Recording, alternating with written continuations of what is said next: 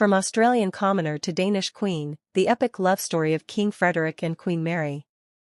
Welcome to B News. Love stories between royals and commoners have always captivated the public imagination, but few are as enchanting, surprising, and enduring as that of King Frederik and Queen Mary of Denmark. It's a romance that begins oceans apart, spanning continents, cultures, and centuries of royal tradition.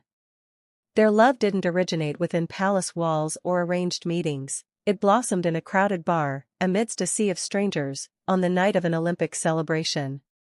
At its heart, this is a modern fairy tale woven with the threads of fate, destiny, and a bond so deep that it would change not just two lives, but the image of monarchy in Denmark forever.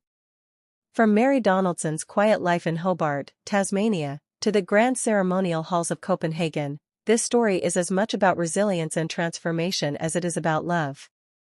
Mary Donaldson's beginnings were far from royal.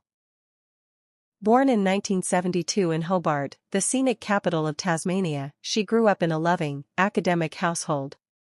Her father, a mathematics professor, and her mother, an executive assistant at the university, valued education and humility.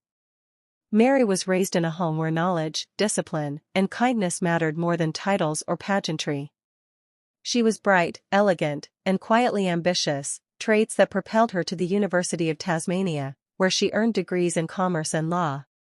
After graduating, Mary built a successful career in marketing and advertising.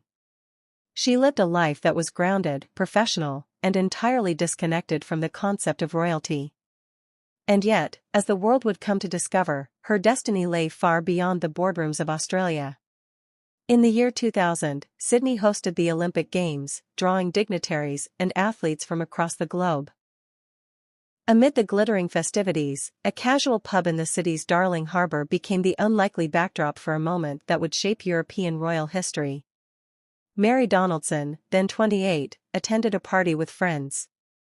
Among the crowd was Crown Prince Frederik of Denmark, traveling unofficially with the Danish delegation. There were no crowns, no protocol, no royal introductions. Just two strangers, talking like any other couple meeting for the first time. They exchanged words, laughter, and numbers. What followed was a courtship carried out across time zones and continents, intimate, genuine, and deeply private. Unlike the orchestrated royal romances of past generations, Frederik and Mary's relationship unfolded naturally. Their early exchanges included emails, phone calls, and discreet visits. The Danish media, initially unaware of the budding relationship, would eventually catch wind of it, sparking a frenzy of curiosity about the mysterious Australian woman capturing the heir to the Danish throne. But what sustained their bond was not spectacle, it was authenticity. Frederik was known for his adventurous spirit and down-to-earth personality. Mary matched him perfectly. She was intelligent, warm, and poised, but never sought the spotlight. The future king had found in her a partner, not just a princess. The relationship deepened, and with it came the inevitable public attention. Royal advisors, constitutional scholars, and even members of the Danish parliament began speculating on the seriousness of the prince's intentions. Marrying a commoner, especially a foreigner, had once been a controversial move in European royal circles. But times were changing.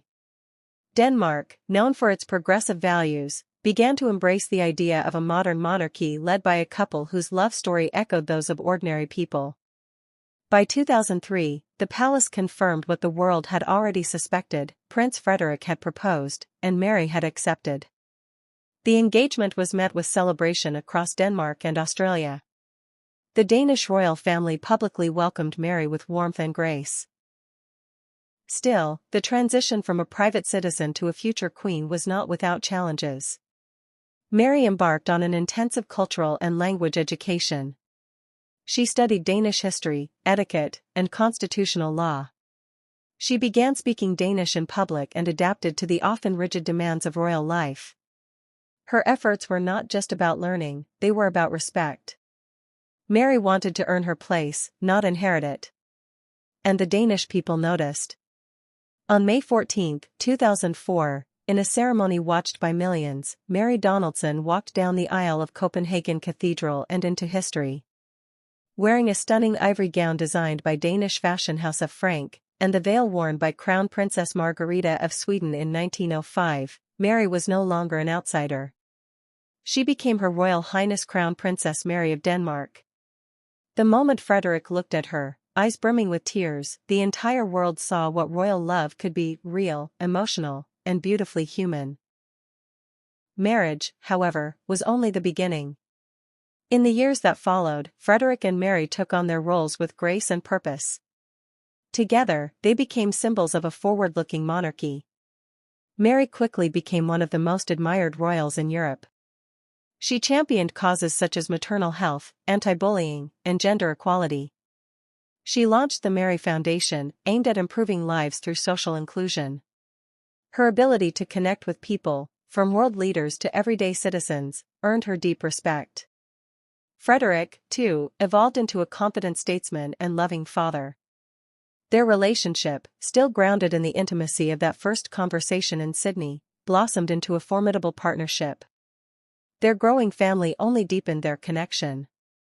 Frederik and Mary welcomed 4 children: Prince Christian, Princess Isabella, and twins Prince Vincent and Princess Josephine. The royal couple remained committed to raising their children with a balance of royal responsibility and personal freedom. Photos of the family hiking, cycling, and enjoying quiet moments stood in stark contrast to the image of stiff, distant royals of past generations. They became Denmark's royal family not just by title, but by example. Even through public scrutiny and the heavy demands of royal life, the love between Frederik and Mary never dimmed.